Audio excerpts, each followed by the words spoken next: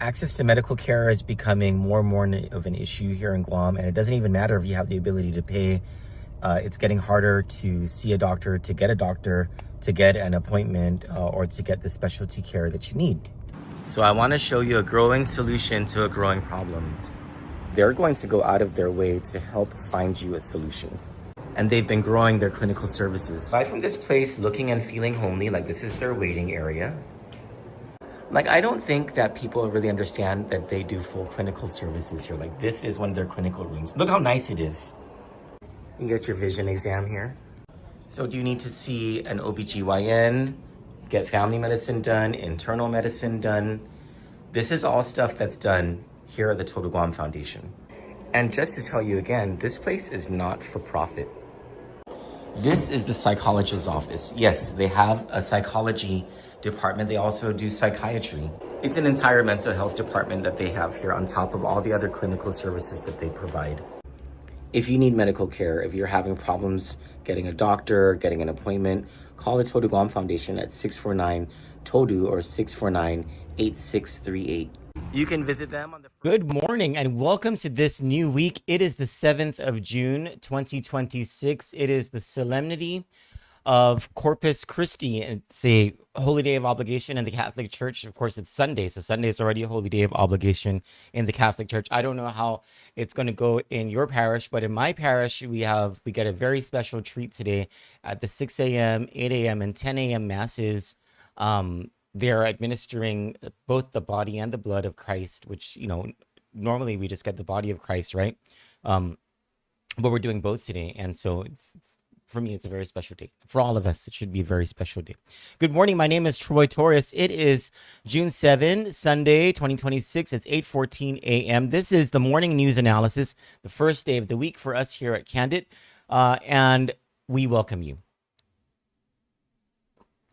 Today, there are two distinct subjects to talk about. One, of course, is our continuing coverage of the allegations against Guam Visitors Bureau, and we'll take that into two tranches. One is the reactions and the calls for action that we're getting from senators, the lack of reaction and call to action that we're getting from Adelup.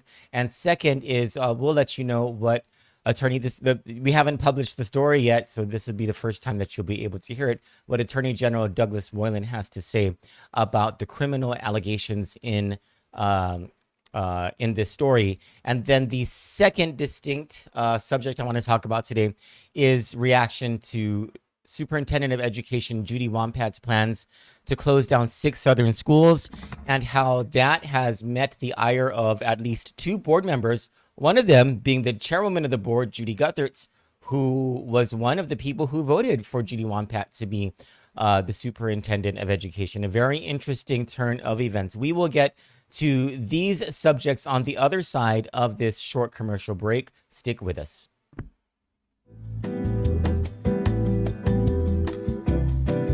Good Morning Show with Troy Torres is brought to you by 76 Circle K Guam.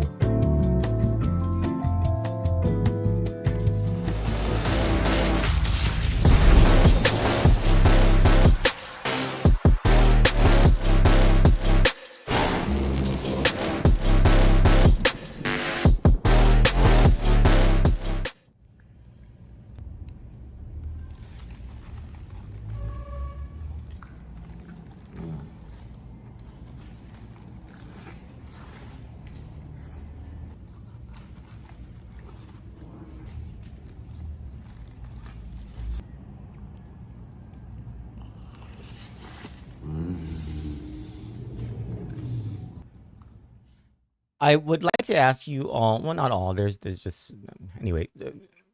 a favor I need to ask. So we have been posting, let me just start from the beginning. Last week, there was the news, I think it was June 2nd, it might have been the evening of June 1st or the evening of June 2nd, where we broke the news because we went on to the federal government's or the federal court system's document archive, and we saw it right there, a complaint against Guam Visitors Bureau by Jane Doe. And you know, we've talked about Jane Doe's allegations throughout the past week, right? So I'll just get into the reactions to it. The following morning, we got our first reaction from the chairman of the Legislative Tourism Oversight Committee, Senator Jesse Lujan, and he called for oversight. And so he gave a strong statement, right? And then in the days that followed, we started to call senators. Some of them answered. We got a very strong statement from Senator Therese Terlahi. She was the first person to put out a written statement responding to the GVB allegations. She was calling for investigation for both criminal and legislative. She's calling for any senator who went on any of these trips to recuse themselves from participating in these things because they potentially are witnesses in the civil and a could be criminal investigation. We were able to speak live on the phone with Speaker Frank Blas, Vice Speaker Tony Ada, Senator Shango Matato, Senator Telo Taidegui, Senator Will Parkinson, Senator Chris Duenas, Senator Chris Barnett. I cannot remember if we spoke with any other senators on the phone, but I think everyone has provided some type of response, whether it was verbal on the phone on Kandit live stream or written, and some provided both on the phone or live streamed and written, such as Senator Parkinson. Right, Senator Parkinson was the other one who provided a very strong statement condemning the alleged crimes and the alleged cover-up. And as for those who we spoke with on the phone, it kind of ranged. Their reaction kind of ranged from lukewarm to strong. The stronger reactions came from Chris Duenas and Telo Taidegui. As for the ones who we spoke with over the phone. But as we've been publishing the written ones, one theme that I've noticed is coming up is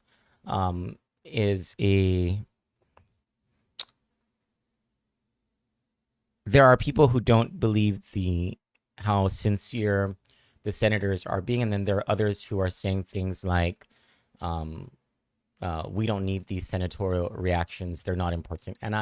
So what I wanted to talk about and wanted to ask those of you who have that opinion, if you can please reconsider that. And let me just speak to you as somebody who has been in a situation where I reported sexual abuse as a child. I was 14 years old at the time. The abuse happened when I was 13, going into 14. And then I reported it, and it sat in a police file that ended up disappearing. And then,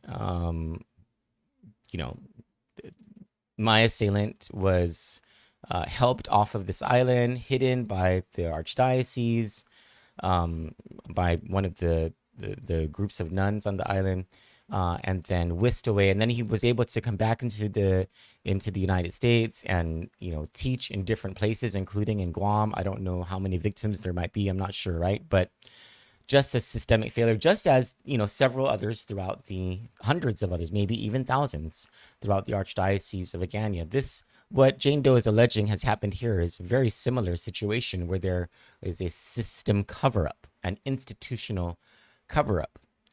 And the last time I spoke to you about this in a personal way, I talked to you about how the institutional cover-up is more jarring, more destructive to a person than even the assault itself. And so one of the things about an institutional cover-up is that you feel that there's nowhere you can go. There's nobody who's going to protect you. There's nowhere. So for Jane Doe, and I'm not entirely sure because the complaint doesn't say so, so I don't know whether she filed anything at GPD. We have asked GPD whether there, and Norman Analista, the spokesman, has said he's going to research and get back to us whether there's been any complaint filed against Carl Guthertz since 2022. But if she didn't, I have to imagine that the reason is because she, on August 22, 2024, she, at least according to her, she told legal counsel for GVB about what had been happening to her. And legal counsel allegedly told her, allegedly discouraged her from reporting it and saying that the GVB board of directors will sweep it under the rug. 2 months later, Governor Lulian Guerrero herself appears before the board of directors to defend management and to tell the board to get in line with management. A few days after that, Jane Doe makes a complaint to George Chu, the chairman of the GVB board of directors. 1 day later, Carl Guthertz resigns as president and CEO of GVB. And throughout this entire time, GVB has never said anything. The governor, the lieutenant governor, they apparently knew. They never said anything. Adelup never said anything.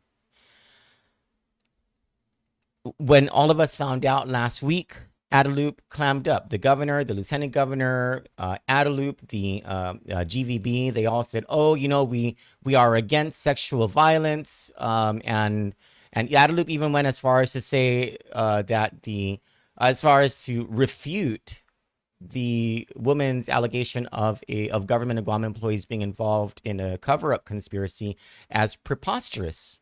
I mean, for them to take anyway, so they clammed up. Think about this. Think about Jane Doe. Think about anyone in a situation where everybody you can possibly report it to connected to the people at the highest levels of the institution. And in our case, or in the case of Jane Doe, the highest level of the island, the governor, the lieutenant governor, Adelup, being involved in an institutional cover-up, she had nowhere to go in her mind. Like, well, why would she even go to the Guam Police Department if the Guam Police Department is controlled by the very governor and government of Guam and Adelup, who in her mind are part of this cover-up? By whatever evidence she has, by whatever, for what, you know, however her thought process was, right? You have this entire institution that's against you, that's going to do everything possible to not protect you, to destroy you. And so it is so very important that these senators say something, because they are the check against Adelup. They are the check against the institutional cover-up. They are the ones to blow open the institutional cover-up. There is the court system, yes, and that can make its way through court, but that takes time. In the meantime, the protection that Jane Doe can feel can start to become immediate relief as soon as the first senator said something. And whether Jane Doe heard that from Jesse Lujan on Kandit News, or any other senator on any other media, or by the statement that Senator Terlahi put out when Jane Doe read that, that is automatic relief to Jane Doe. That's Jane Doe and every other survivor understanding that, yes, there are people in the upper echelons of the government who will protect you. So I implore those of you who have opinions that what these senators said doesn't matter to please reconsider that, because it does matter. From the standpoint of survivors, from the standpoint of Jane Doe, these senators coming forward and saying, I'm with you. We condemn this. I want there to be an investigation. This should be, and the stronger the statement, the better. I have some reservations about those senators who have been lukewarm in their statements. Like, why are you being so lukewarm about something that you should very objectively be strong about? Like, what's holding you back from issuing a strong statement about this? Because these are strong allegations backed up allegedly by strong evidence. And so, you know, if you have any questions about that, please feel free to ask me those questions in the comments, and I will absolutely respond to you. If you put the questions in Messenger, I might not see it because it's impossible for me to review all the messages that come in through Messenger. But if you put it in the comments, I'll most likely see it, and I'll be able to. Or if you have my number, you can message me and ask me, you know, whatever your questions are about it. If you want to know the perspective of a survivor, you can absolutely ask me about it. But I do implore you. I mean, and I get it, right? For those of you who are skeptical of the sincerity of some or all of the senators, hey, I understand where you're coming from. I do. because I question some of their sincerity as well. But I think what's more important here is how Jane Doe and other survivors receive that message. And just to speak briefly about the force of these messages, I want to commend particularly Senator Therese Terlahi, Senator Will Parkinson, Senator Chris Barnett, Senator Tello Taitigui, Senator Chris Duenas, and Senator Jesse Lujan for having very strong reactions to this, and I'm talking about their calls for investigation. The senators who have issued very heartfelt reactions, as in condemning sexual violence, standing in solidarity with survivors, have included Senator Sabrina Salas Matsinani and Senator Vince Borja. And to an extent, Vice Speaker Tony Ada and Senator Joe San Augustine. Speaker Frank Blas's reaction was not as strong as the others, but let me say that Speaker Frank Blas, when he was a member of the minority party back during the Calvo administration, is the author of the law that has allowed Jane Doe and others to sue institutions for cover-ups. So he needs to be given credit for that. Though I'm not very happy about his reaction on the phone, and maybe he'll issue a written reaction that's much stronger. But anyway, all of these things, all of these reactions, whether we're going from lukewarm to strong, matter to survivors. I have to imagine it matters a lot to Jane Doe. On the other side of the commercial break, we'll talk about whether Jane Doe is going to get any criminal justice out of this. I did ask Attorney General Douglas Moylan about the possibility of a criminal investigation, and he gave me an answer. On the other side of this commercial break, we'll talk about that. Stick with us.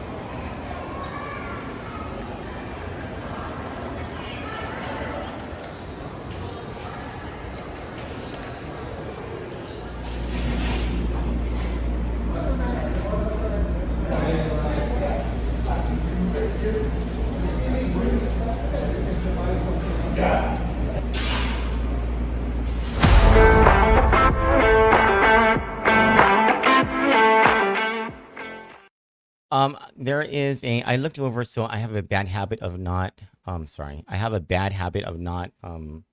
checking the Instagram and the YouTube live streams, because we just did the simulcast. We just started the simulcast to all three of the platforms a little more than a month ago. And so I'm trying my best to get into my head. I need to look at the Instagram and the YouTube live streams for comments. So Lizzie Benadu says, shouldn't DOL be involved in this? Just asking. That's a very good question, Lizzie. Like, I don't know too much about labor laws, but it really does sound like some of the stuff that Jane Doe described in the 28-page federal complaint would rise to the level of labor violations. But here's the thing, Lizzie, that agency is under the governor, the same governor and the same administration and same government of Guam whom Jane Doe has said is part of an institutional cover-up. And furthermore, when you talk about the Department of Labor, this is the same agency under which the PUA fraud the PUA fraud and the theft of public funds allegedly occurred, and that's something that is heading to a federal trial on September 22nd with pretrial motions due just 31 days from now. And so I don't know how far you're gonna get. And there's been allegations that people have made complaints to Department of Labor Wage and Hour, Guam Department of Labor Wage and Hour, for abuses by their employers who have included people who've been close to the administration, only for that stuff to be swept under the rug. And you think about Jane Doe, right? And the situation that she was in, and, perhaps her proximity to someone as powerful as Carl Guthertz, and hearing some of the conversations that someone as powerful and influential as him would have, and understanding that in the conversations that she has heard, talking to powerful people, and it might have included conversations where transactions are happening, or where he is able to exert influence in a not so ethical way, or maybe even in an illegal way, over other parts of the government of Guam or other parts of the private sector, where powerful things can happen. And, then how do you think Jane Doe would feel about making any type of complaint within the government of Guam to a private sector? I mean, it's just the amount of fear that this woman must have been living in since 2022 has got to be something unimaginable to most people. And because none of us have lived in her shoes, unimaginable to all of us, right? Okay, so thank you so much for that, Lizzie. We also have a question from Mike Mesa. What about Tina? I'm assuming he means Senator Tina Muñoz. Sorry, I forgot about her. So yes, she did submit a written response, and hers was the shortest. If I can remember correctly, she did stand with, or she did. I don't think she condemned, but she said that she was against. She was definitely lukewarm. I think she said something opposed to sexual violence. And then she went into that, she has been on these trips with Gutierrez, and so she is not going to make any further comment. That was the extent of Senator Tina Muñoz Barnes's response on the matter. Bennett Lujan Dueñas says Angel Sablan was the only board member that didn't vote for Judy Wampat. I think there was another one, Auntie Bennett. I think there was actually two who on the initial vote did not vote for Judy Wampat, 2 or 3 more than just Angel Sablan. I know that Peter Alexis Ada in the first vote did not vote for Judy Wampat, but then he changed his vote to give her the 6th vote on the second round. Buenas to everybody, and thank you so much for joining. This is the Sunday News Analysis. It's 8:35 a.m. on Sunday, June 7, 2026. It is the solemnity of Corpus Christi, and I hope you all go to Mass. There is one of the questions that recurs, and it's a very good question, and it's, what about a criminal investigation? And so it's a little harder to get information about something like that, because if there was an ongoing criminal investigation, those who are involved in that criminal investigation have a duty under the law to not reveal at least most of that, or you would think that they wouldn't announce it, right? Or there would be, most of it would not be announced. But it is a very good question. And at the very least, Guam Police Department spokesman Norman Analista is going to research and find out whether any complaint has been filed against Carl Gutierrez for sexual assault since the year 2022. And the reason that I have to put a date there, right, is I know those of us who, I think people even my age might not remember this. You probably remember this if you're older than me. I'm 40. Oh, Jesus. I'm gonna be 46 years old. Already at that age, right? I'm gonna be 46 years old. I was born in 1980. In 1994, 1993, I was only 13 years old. In 1993, the first of, I believe it was 3 women, began to make public allegations against then candidate for governor, Senator Carl Gutierrez, that he had raped them. It was extensively covered in the news by the Pacific Daily News, K50 News Talk K57, KUAM. I want to say at the time it was called the Guam Tribune, if I'm not mistaken. And then things just sort of, I don't remember how it all went away, but it all went away. Carl Gutierrez ended up being elected governor in November of 1994. Back then, we didn't have an elected attorney general. Of course, the police department is appointed by the governor, et cetera, et cetera. And so, Tony Paul asks, hi, Troy, why did Jane Doe not report to the police if there was nothing done at the GVB earlier? So 2 things, Tony Paul. Number 1 is we don't know if Jane Doe did not report or did report to the police. That's not something that appears or has been confirmed in the federal complaint or anywhere. For all we know, Jane Doe could have actually reported it. The second thing I would say is if Jane Doe didn't report it, I don't blame Jane Doe because you put yourself in Jane Doe's shoes. You know, she feels that she cannot be protected, that she spent this entire time being told by the powers who are within the government, who control the government, who also control GPD, that there's to be discouraged from reporting it, being told that it was going to be swept under the rug, nothing being done about her complaint. Why would she report it to Guam Police Department and then live with the consequences of that, of an entire institution being against her? So just those 2 points when it comes to reporting to GPD. Wait, let me just check Instagram if there's any questions. Sorry. Miso Naughty, that's such a great name, on Instagram says she doesn't trust the police too political. And if that is the case, I wouldn't blame her. Let me see if there's anything on YouTube. David Island Life Adventures says, hello, good morning. Good morning, David, and good morning to all of you watching on YouTube, Instagram, and Facebook. Thank you so much. So, whether there was ever a complaint filed is something that I think we're going to find out soon from Guam Police Department. And if there was a case filed, what happened? Is there a criminal investigation? I don't think that's something that GPD would divulge.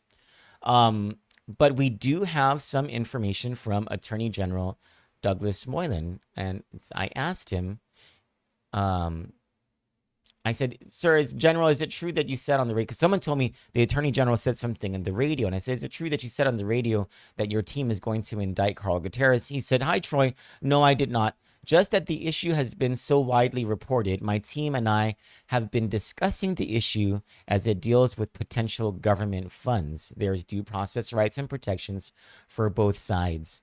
So, for those of you who have been asking whether there's going to be a criminal investigation, the answer to your question so far, at least as of Friday evening at 6:10 p.m. when the Attorney General messaged me, the answer so far is that it's being discussed by people in the office of the Attorney General. So at the very least, that discussion is happening. And so that is big news that I was off yesterday. I didn't work on, I didn't have any live shows or anything like that. And I had a lot of catching up to do in terms of posting written stuff. I got a lot of that done. But we'll get that written story out today about the possibility of a criminal investigation, because I think that answers so many people's questions about this thing. On the other side of the commercial break, I want to switch gears and talk about Judy Wonpat and how there now seems to be a pile-on against her plans made in the dark and coming to light to close down 6 Southern elementary schools. That is all 6 existing or operating Southern elementary schools, and how even the chairwoman of the Board of Education who voted for her to be superintendent has sent an email to her telling her that she's against it. We'll talk about that on the other side of this commercial break. Please do stick with us. And thank you so much, of course, for joining. Stick with us.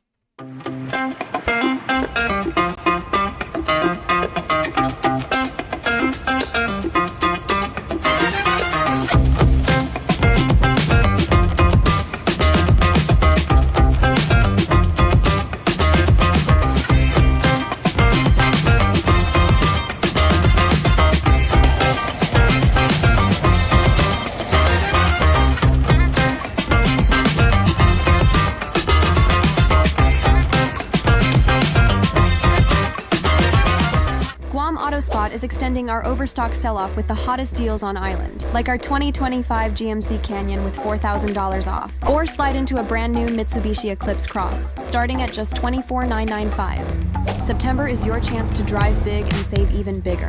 Visit us today or get pre-approved online at guamautospot.com or call 478-AUTO. Guam Auto Spot, where the savings never stop.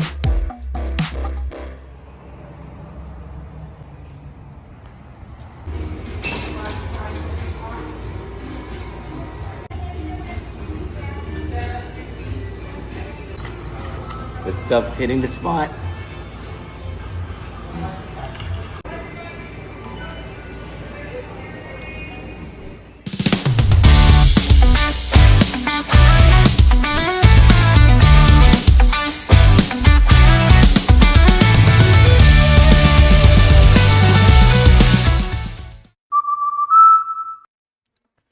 Gosh, man, now all I want to do is eat KFC. And it's my jam is the extra crispy fried chicken drumsticks. Like I normally like chicken breast, but when it comes to KFC, like I just need to have the extra crispy drumsticks. That's my thing. But it has to come with the red rice, with mashed potatoes, and with coleslaw. Team English muffin, not cornbread. Welcome back to the show. My name is Troy Torres. It is 8:44 a.m. on Sunday, June 7, 2026. Bennett Lujan Dueñas says that the Attorney General, so just going to the comments here about what we last talked about, says that Speaker Blas did say the same on the Ray Gibson talk show. Good. And thank you for listening to my cousin Ray on 93.3 FM. Lena Maria Flores says, old habits die hard. We are just hearing a repeat of a scandal that took place in the early 90s, now with different females. You know, Lena, I was thinking about that quite a bit over the past few days. And I was thinking about that in terms of my own complicity as a citizen, as a member of this body politic, right? Let's say if those allegations from the 90s and the allegations now are true, it points to predatory conduct, right? And this entire time, or even myself, right? Even over the past few years that Carl Guthertz has been the president and CEO of GVB, I have really been a supporter of his. I have, you know, I've said some very nice things about his leadership, and his leadership, it appeared, right, was good leadership for the island. But did I participate in an emboldening of some predatory behavior? And when you think about, you know, the fact that there were 2 or 3 women, I can't remember. I think it was 3. I remember 2 of their names, but I think there was a third one. Back in the mid 90s, when they came forward, and the response from the people of Guam was elect him governor twice. And in the intervening years, how powerful Mr. Gutierrez remained, in the intervening years between the time he left the governorship and the time he started at GVB, how powerful of a force he remained politically in his ability to get people to either not vote for a person or to vote for a person, to be a kingmaker or a queenmaker, so to speak. Like, we as the people of Guam gave him that power. And if these allegations are true, then we supported predatory behavior. And I would be guilty of that too, because I've been someone who has said very nice things about him over the past several years. And I think about that a lot. I have thought about that a lot over the past few days. Ben Pangolinan says, it is sad that being on an island, you have a hard time finding someone to help you in fighting this crime. No one should go through this without feeling all alone. Yeah. And Len Mayer says, so this gets us back to the subject of Judy Wampat. In the first round, Angel Sablan and Felicitas Angel voted for Joe Sanchez Peter Alexis Ada voted for Barbara Adamas in round 2. Ada switched his vote to Wampat, giving her the necessary 6th vote. Thank you so much for reminding us about that, because this goes into this conversation about the closure of 6 schools and how the tide is turning significantly against Judy Wampat. So over the past few days, we have been exposing, and I tried to expose this since May 22nd. May 22nd, I sent a note on the media chat with Guam Department of Education. Let me just bring up the Judy Wampat thing, or the Judy Guthertz thing. Asking whether it's true that there were source reports coming out of DOE that the superintendent, Judy Wampat, was planning the closure of 3 southern elementary schools. So I asked, is this true? And then the response that came back to me was, no, this is not true. The response came back on May 25th. Last week, Julianne Hernandez from the Pacific Daily News published a story where she attributes the statements to Judy Wampat. Like she quotes Judy Wampat and everything about how, yes, she's planning on closing down 6 elementary schools. And she names the 6, and they are all in the South, and they are the only 6 operating Southern public elementary schools. So if she shuts down all of these elementary schools in the South, I guess all of the kids in the South are going to have to be bused to Chalampago, Mangilao, Asin. Wait, is there an elementary school in Asin? Is there an elementary school in Pidi? I think Sinahanya would be the closest, right? Anyway, I can't remember. And so it's like, what in the world is going on here, right? And why did Judy Wampat tell us something else just a week prior? And then also, where is this coming from? And in the story, it says that this is coming from the decommissioning report from the Swanson era, which is a bald-faced lie, because nothing, I read the decommissioning report, nothing in the decommissioning report says shut down all these 6 schools. Nothing in the decommissioning report even says to shut down, to recommend shutting down any of those schools. One of the options that was discussed was decommissioning some of them to consolidate them in close proximity to each other. Options that very clearly are defined as, this is nothing final. This is just a consideration.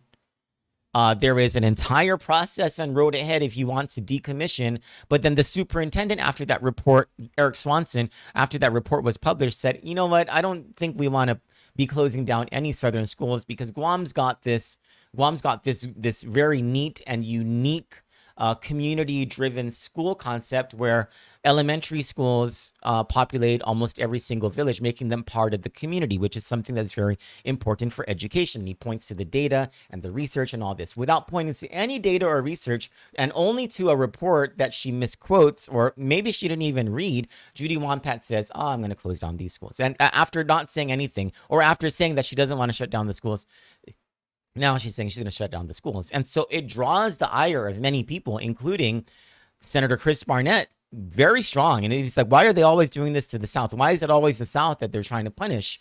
Like, what did we do to deserve this, And then I don't want to shut down any schools, especially if it's not going through a process, is what Chris Barnett says. There's a Save Harry Truman effort. I have to imagine there's a campaign to save the other schools as well. You have Senator Chris Duenas not appreciating Judy Wampat trying to politically manipulate the legislature into giving her more money, and that's why she's coming up with these school closure pressure points. And that's reported from an admission made by Judy Wampat, according to her spokesman, Damon Borja. She's saying that, someone else said that in a meeting, or someone else said that, and she was just repeating what that somebody else said in this closed-door meeting, from which sources were able to tell us Judy Wampat actually admitted that she doesn't even want to close down these schools. She's just using this as an opportunity to pressure senators into giving her a bigger budget. Chris Duenas is like, hold on. This is absolutely unacceptable to try for this political theater to be happening. You better be able to defend your budget. And if you don't know how to defend your budget, how are we supposed to explain this to the people of Guam? And Senator Vince Borja, he says the same thing, and he talks about how he's against the closure of these schools. Angel Sablan, a member of the Board of Education, is like, hey, wait a minute. Why are you doing all of these things without consulting the board? We are your boss. How are we hearing about these things in the media? Why aren't you being transparent? You promised to include us when we interviewed you about all of these things. I need you, Judy Wampat, to stop everything that you're doing. And I'm calling for the board to discuss this at the next meeting on June 16. It's this long letter where he blasts Judy Wampat. And then on Friday, the chair of the board, she sends an email, and this is what she says. As you know, last week I directed that our board meeting in June incorporate the question of the possible decommissioning of any island public schools, including all relevant information that GDOE has developed to weigh the pros and cons of such action. As noted by board member Sablan, Angel Sablan, who I agree with, the last thing I would personally want to see happen is the loss of any schools in our village communities on a temporary or permanent basis. If financial costs are the issue because of under-enrollment and high overhead costs, I would like to request the superintendent to also look at other alternatives, such as joint use of underutilized extra space at the schools with partner nonprofit or appropriate for-profit organizations that could help underwrite some of the overhead and maintenance costs of these school facilities if our policymakers are unable to provide the needed funding in the coming 2027 fiscal year budget to keep these schools in full operation. Thus, I am requesting Dr. Wampat and the management team to add this option to their list, including relevant data and financial numbers along with pros and cons for presentation to the public and for discussion at the upcoming June board meeting. Thank you. You better believe that Kandit News is going to be present at that board meeting to report everything that each one of these board members and that management team has to say, and to call out any untruths that are told, especially by management, because so far, Judy Wampat and her team have been dishonest with the people of Guam and with the Guam Department of Education, and it is our duty to call that out every step of the way. For Kandit News, I'm Troy Torres. You all have a beautiful day. God bless you all, and a blessed solemnity of Corpus Christi. Now, let's all go to Mass.